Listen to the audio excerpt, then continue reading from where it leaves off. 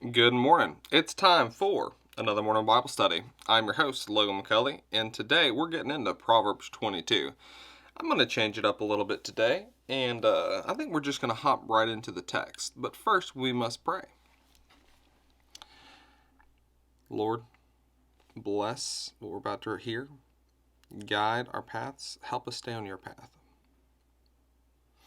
Bless us, protect us.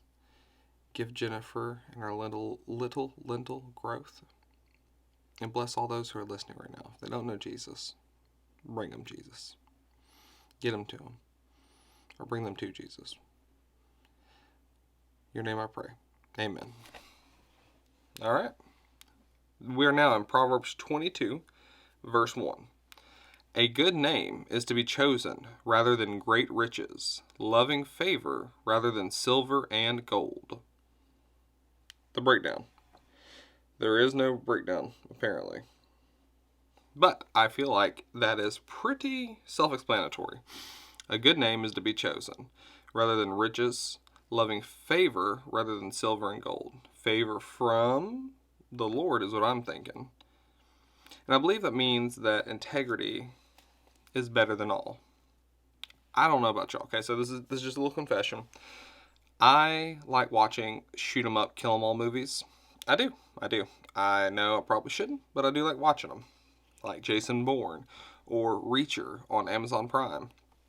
I just like it. And at the end, I just finished watching the final bit of Reacher. They have all this money. They've got like $65 million worth of money. And he cashes out a large portion and gives it to each little group of people that helped him along the way of the mission, right? Well, one of them's like a dog shelter. And at the dog shelter, they open it up and it's a cardboard box of stacks of hundreds. And I was like, man, if someone gave me a cardboard stack of hundreds, like, how easy would it be just to take one and put it in your pocket? And I was like, no, I actually can't do that. I can't do that anymore. I can't. Like, the temptation is still there. Like, how easy would it be, unaccounted for? No one knows how much was brought in except for the guy that sent it, but he's staying anonymous. How easy would it be to take a stack of hundreds? It's more important to have that good name. Specifically here in 22 verse 1. Let's move into 2. The rich and the poor have this in common. Got my ears perked. The Lord is the maker of them all. Amen. Amen. Verse 3. A prudent man foresees evil and hides himself, but the simple pass on and are punished. Wise people see the approach of sin and remove themselves from it, while naive people walk right into it and suffer the consequences. That might be our Bible verse for today. Because here's the thing. There are temptations out there, right? Whether your temptation is liquor or women or, I don't know. I guess those are my temptations. Let's talk about me. Like, looking at pretty women. They're out there. Like, just keep your head down. Don't worry about it, right? But they're out there. Booze used to be, but like it's not anymore. But I can totally see it because I was there. So I totally get that. If you know what your temptation is, you can stay out of those places. So like, I have no business. I have zero business ever having a female friend.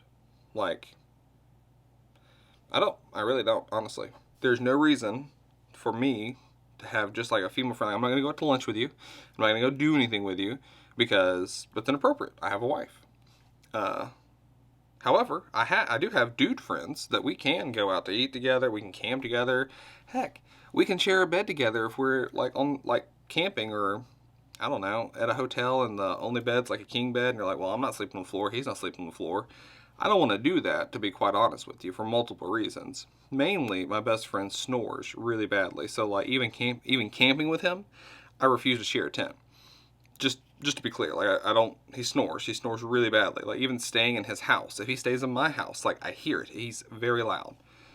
My brother Caleb's not that bad. But anyways, what were we talking about? Stay away from your temptations. Stay away from your temptations. You know what they are. You know yourself. God knows you better than you know yourself. Pray to him to keep you away from temptations if that's something you're struggling with. Verse 4. By humility and fear of the Lord are riches and honor and life. Again, fear of the Lord. By humility and fear of the Lord.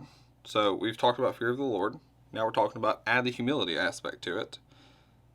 There are riches and honor and life. That's a promise from God. If you have the fear of the Lord, there are riches and honor and life. But intent counts here, remember? So what is your intent? Is your intent to have riches, honor, and life? Or is it to have fear of the Lord and humility? I think the intent matters. Because what you'll get out of it matters. Verse 5. Thorns and snares are in the way of the perverse. He who guards his soul will be far from them. He who guards his soul will be far from them. Thorns and snares are in the way of the perverse. The perverse are putting out thorns and snares, or are in thorns and snares. But he who guards his soul will be far from the thorns and snares. How do you guard your soul? I don't know, guys. I'm going to be completely honest on that one. Verse 6. Train up a child in the way he should go, and when he is old, he will not depart from it. Boom, boom, boom. Now that is a Bible verse to remember. If you train up a child in the way he should go, when he is old, he will not depart from it. But I think it's when he's a child. And I heard someone talking about how, I wrote it down, there's a speech that somebody did. It was talking about in the 60s, how would he's a pastor, how would he screw up the world if he was playing the role of the devil?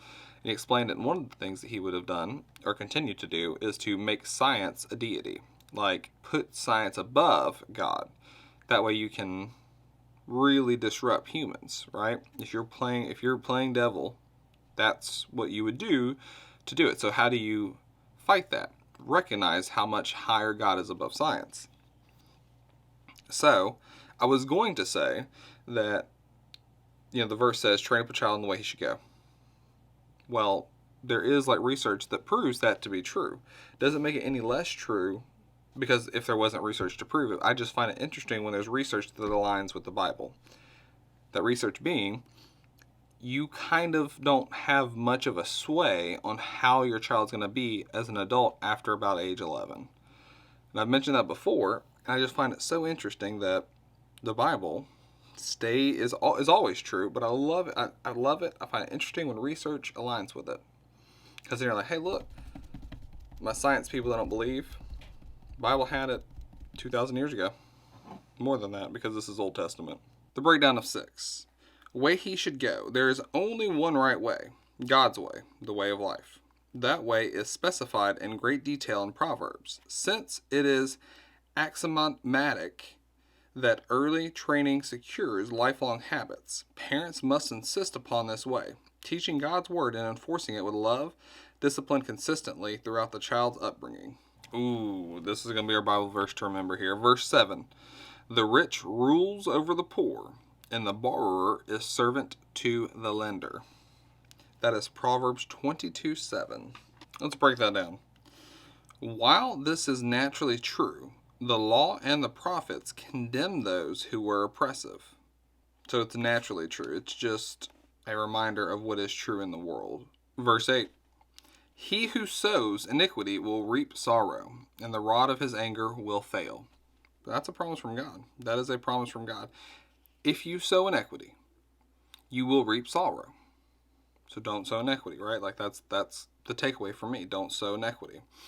And the rod of my anger will fail if I do sow that inequity. So it just sounds like an awful life. It sounds like an awful life to live. So don't do it. Verse 9. He who has a generous eye will be blessed, for he gives of his bread to the poor. That was our ding ding ding verse from last time, kind of. It was talking about, where is it? Whoever shuts his ears to the cry of the poor will also cry himself and not be heard. Proverbs 21:13. That and this one. This one now is talking about what happens if you are generous. It says, again, I'm going to say it again. Who has a generous eye will be blessed. So you give to the poor, you'll be blessed. Because this person who's being blessed gives his bread to the poor. the breakdown of the previous verse and this verse. A generous eye is a reference to generosity in that he looks with a desire to give. It's not that he does it because he has to. He looks with a desire to give. The principle of sowing and reaping is emphasized. You have to sow, and you reap what you sow. You have to sow, and you reap what you sow. Verse 10. Cast out the scoffer, and contention will leave. Yes, strife and reproach will cease. If you cast out the scoffer, then the contention will leave. And then strife and reproach will cease. Okay, so it's saying get rid of the scoffer. If you got a scoffer in your life, get rid of it. Maybe. Can you take that to a church level? Can you take that to a work level? I think you can. Because you know who those people are. You know who the scoffers are. Cast them out. And when you reprimand the scoffer, it's not idiots, but I don't know what they say, but the lower level, the stupid people will learn when you cast out the scoffer or reprimand the scoffer. Verse 11. He who loves purity of the heart and has grace on his lips, the king will be his friend. Breakdown. Even the most powerful are drawn to the wise. I want to have purity of heart, grace on my lips, period. And then the king will be my friend, whoever the king is. King, Lord of Lords, or like the king who's like the king down here? I don't know. Verse 12. The eyes of the Lord preserve knowledge, but he overthrows the words of the faithless. God's sovereign omniscience protects the principles and possessors of divine knowledge. So we're saying the eyes of the Lord, the omniscience of the Lord, being everywhere at one time, preserves knowledge. But he overthrows the words of the faithless. Well, that's good. That makes me feel good. That the faithless, their words, their deceptive words, their words, period, are overthrown by God. Capital He. Big G-O-D. God. Verse 13. The lazy man says, there is a lion outside. I shall be slain in the streets. That's the verse. That's it. That's the verse. The breakdown says the lazy man or the lazy give lame excuses for not leaving the house to work. Oh, man. That's me. That's me sometimes. The snow. It snowed, and I was like, I didn't not go to, well, okay, I didn't go to work one day because none of my staff members were going to be there. And I'm not about to go try to run a dialysis clinic and tell people that, hey, Davida didn't close the clinic. It's just me here, so I can't run you today. I'm not going to do that. So I just didn't go in. I told them, hey, look, I'm not going to be there if there's no staff there. Simple as that. But I would have run it if they were there. But the first day that we had big snow and I went into work, I texted the regional manager and I jokingly said, hey, these roads are looking pretty hazardous out here. Is there any hazard pay?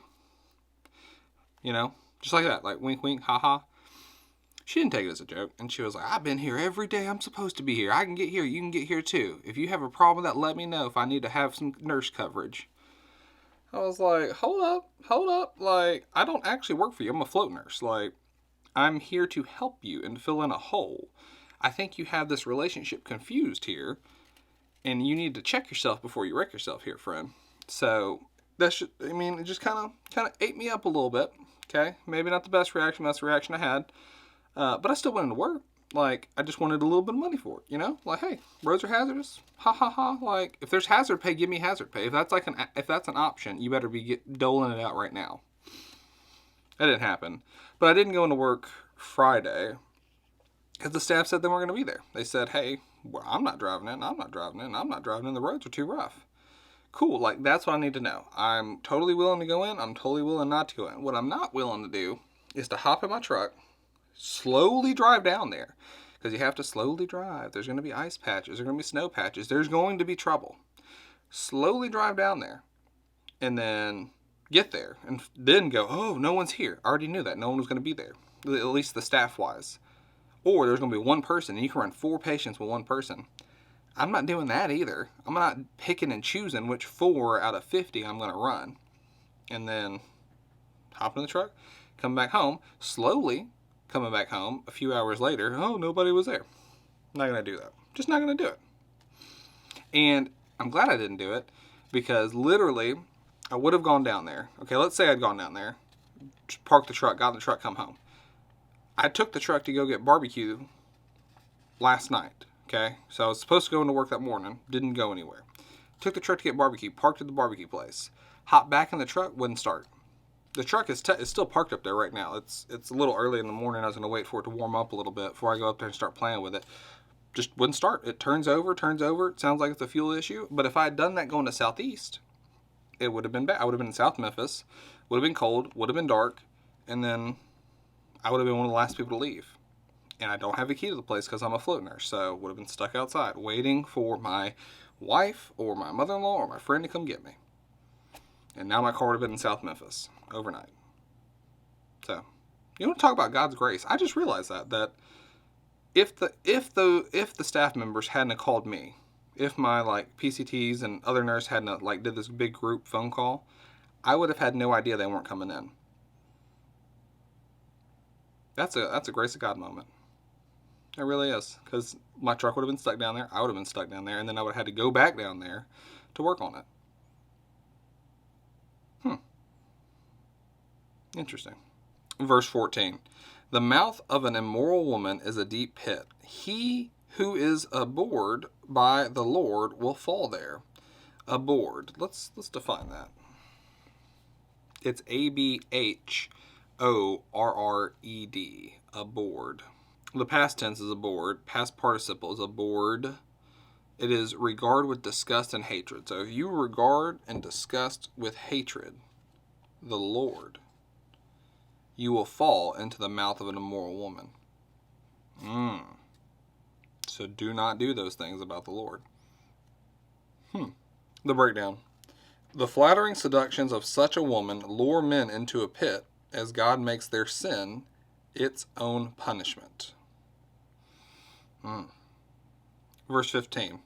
Foolishness is bound up in the heart of a child. The rod of correction will drive it far from him. Again, what is it saying? It's saying to correct that foolishness. Do not spare the rod. Don't beat your kids. There is a definitive difference. You can see it a mile away. Whether it's discipline or it's just beating. Punishment. What's the breakdown? 13:24. 13:24 is the rod of punishment. It says, he who spares the rod hates his son, but he who loves him disciplines him promptly. We've talked about this. The breakdown of that verse. Early childhood teaching requires both parental discipline, including corporal punishment, and balanced kindness and love. There is great hope that the use of the divine ordinance of the rod will produce godly virtue and parental joy. Such discipline must have the right motivation and appropriate severity. One who has genuine affection for his child but withholds corporal punishment will produce the same kind of child as a parent who hates his offspring. That's what happens if you spare the rod. Verse 16.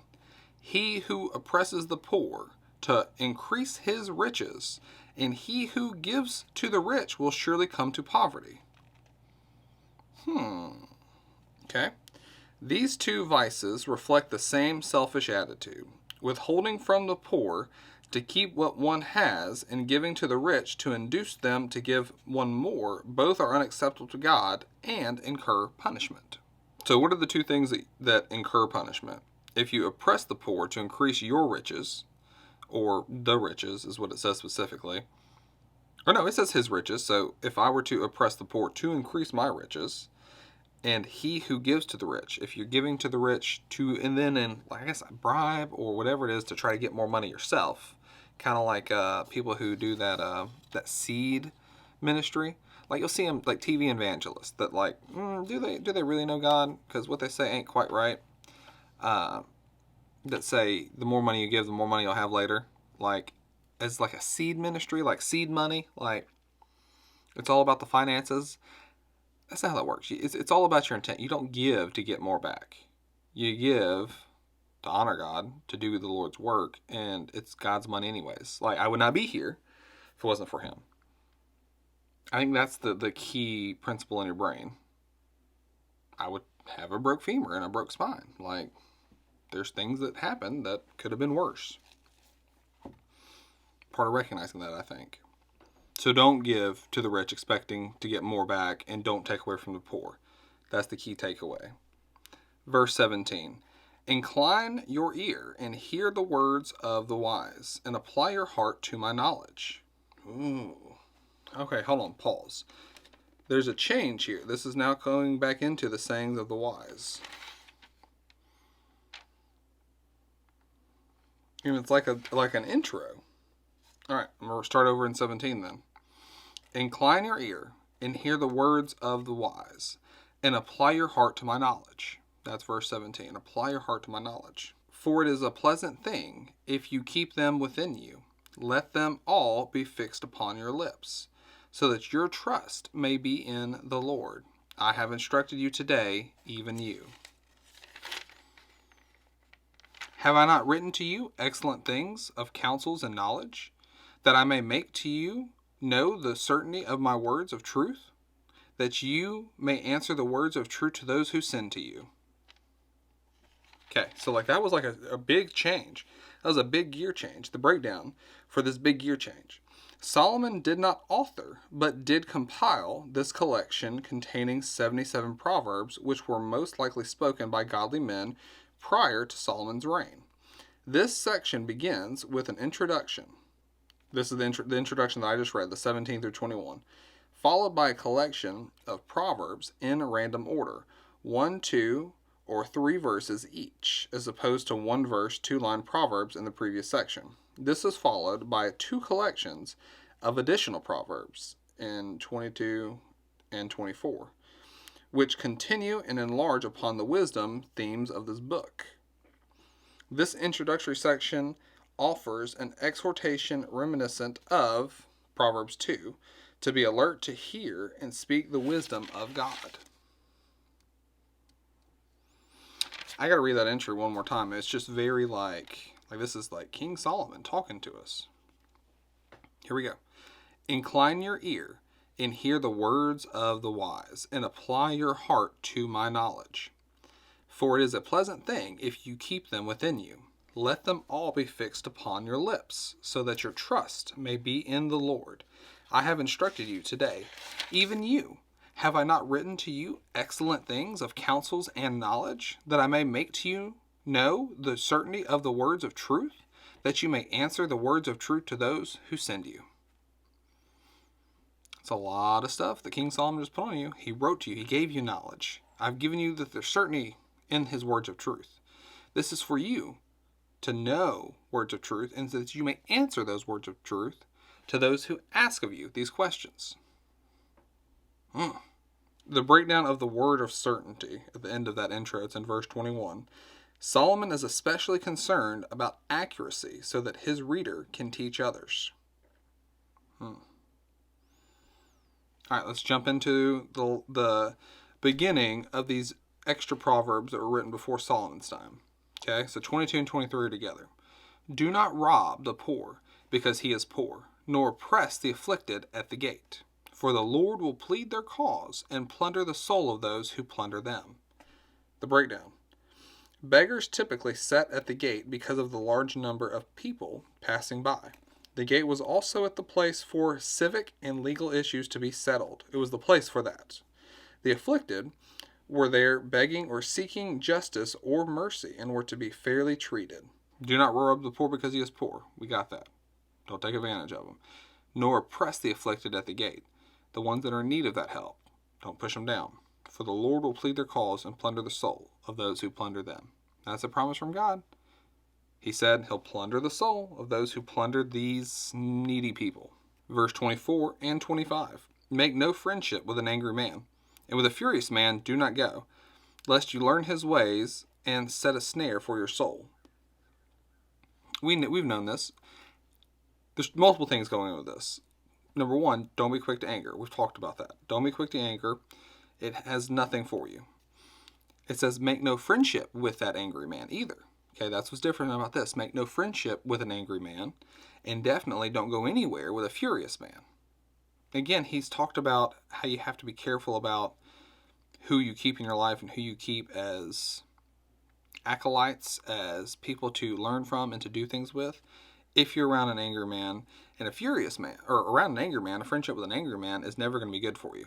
It's not going to be positive on your life. It's going to be a net negative.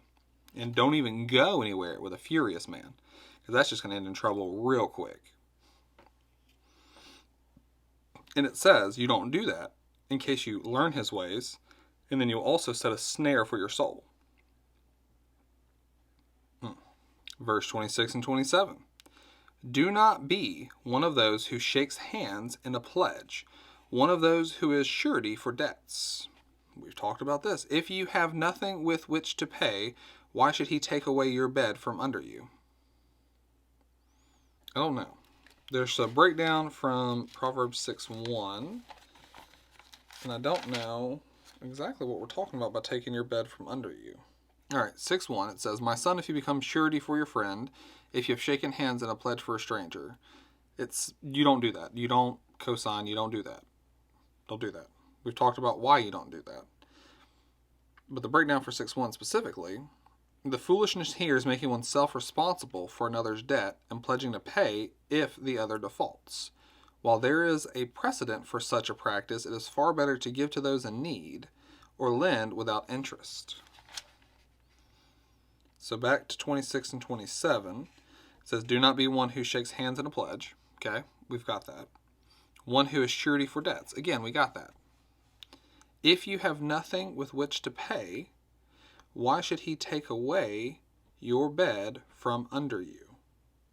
I don't know what context we're talking about here. Is it saying you're the person who doesn't have the money to pay? Because if you have nothing with which to pay, why should he take the bed from under you? I mean, you have nothing to pay. I don't know. Is it saying it's not biblical to take someone's home, to take someone's bed, to not give them a place to stay? I don't know, man. I don't know. That's one of those that we'll just have to, hopefully we can see that a little clearer in a few years. We'll move on to verse 28. Do not remove the ancient landmark for which your fathers have set. This refers to stealing land by moving the boundaries. Boom, boom, boom.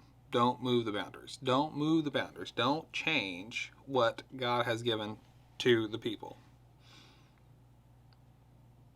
Now, how would that apply to our lives today? I feel like that's a whole thing about don't have two sets of scales, two sets of weights to dupe people. Because what you're doing, you're cheating people to get more for yourself. If you were to do that, and you're cheating your people. So definitely don't cheat your people. Like, my family has a rule, and it's kind of a crappy rule sometimes, but we say you don't make money off of family. So if you buy a car for a good deal and your family member wants it, you don't make money off of them. You can only sell it to them at what you got it. And if you put money into it, you can add that cost into it, but you can't make money off of your family. Verse 29. Do you see a man who excels in his work? He will stand before kings. He will not stand before unknown men. Now, isn't that the truth? If you are good at what you do, if you are amazing, if you excel at your work, you will stand before kings. You will definitely move up. Doesn't matter what you're doing, as long as you're good at it. He will not stand before unknown men. I've always said, doesn't matter what you do, but you got to be good at it. Doesn't matter. That's it. That is Proverbs 22. Guys, share this with a friend. Pray for somebody. Share the gospel. Reach out to somebody. Talk to somebody about it. Bring it up in conversation at least one time in the next 2-3 days. That's my charge to you. This has been the Morning Bible Study with your host, Logan McCulley. And I'm out. Have a good day.